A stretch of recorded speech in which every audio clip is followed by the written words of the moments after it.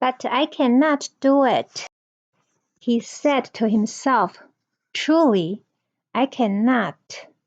For if I do, Vilna will ask where the money has gone, and I will have to lie. And it is a very dishonorable thing to lie.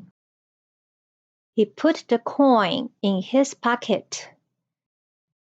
He took the soldier's hat off his head and then put it back on. He stepped away from the sign and came back to it and stood considering again the outrageous and wonderful words. But I must know, he said at last. He took the florin from his pocket. I wanted to know the truth, and so I will do it. But I will not lie about it, and in that way I will remain at least partly honorable. With these words, Peter stepped into the tent and handed the fortune teller the coin.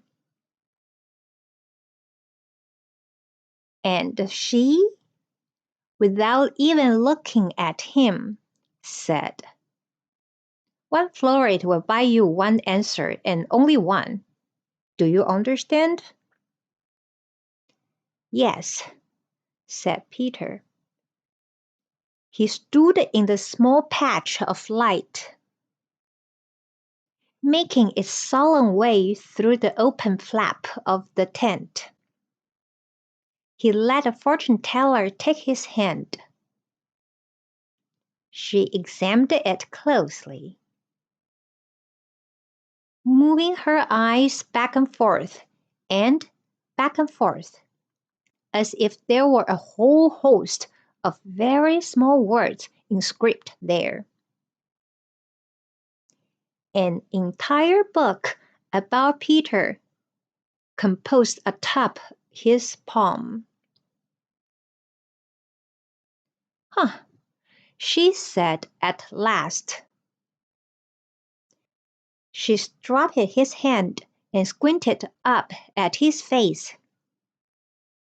"But, of course, you are just a boy."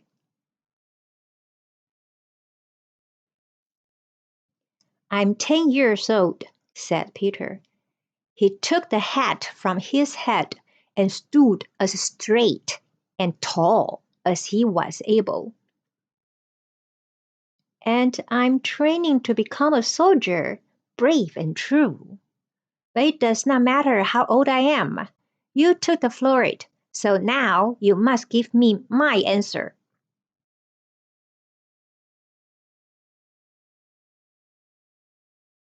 "A soldier brave and true?" said the fortune teller. She laughed and spat on the ground. "Very well, soldier brave and true. If you say it is so, then it is so. Ask me your question."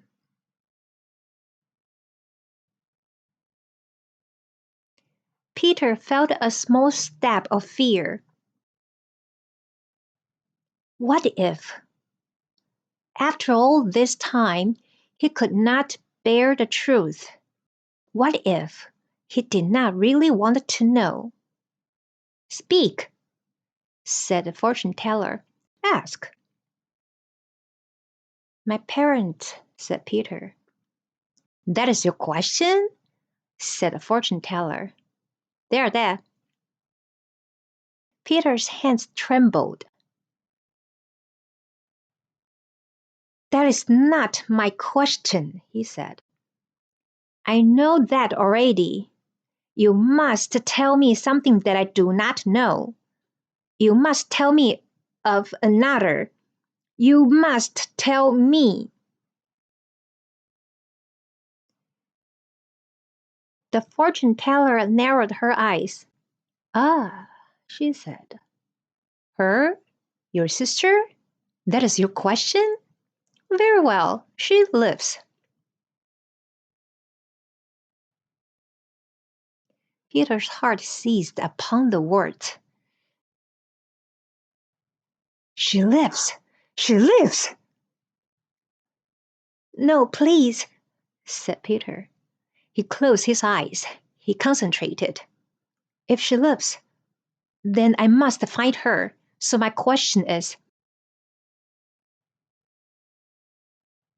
how do I make my way there to where she is? He kept his eyes closed. He waited. The elephant, said the fortune teller. What? Peter said. He opened his eyes, certain that he had misunderstood.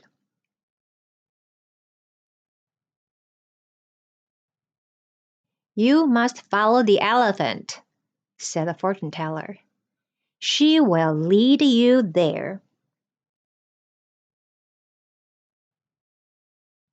Peter's heart, which had risen up high inside of him,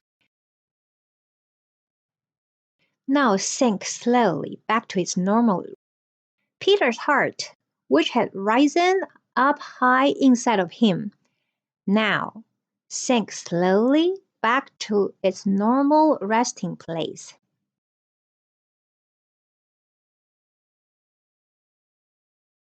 He put his hat on his head. You are having fun with me, he said. There are no elephants here. Just as you say, said the fortune teller. That is surely the truth, at least for now. But perhaps you have not noticed. The truth is forever changing. She winked at him. Wait a while, she said. You will see.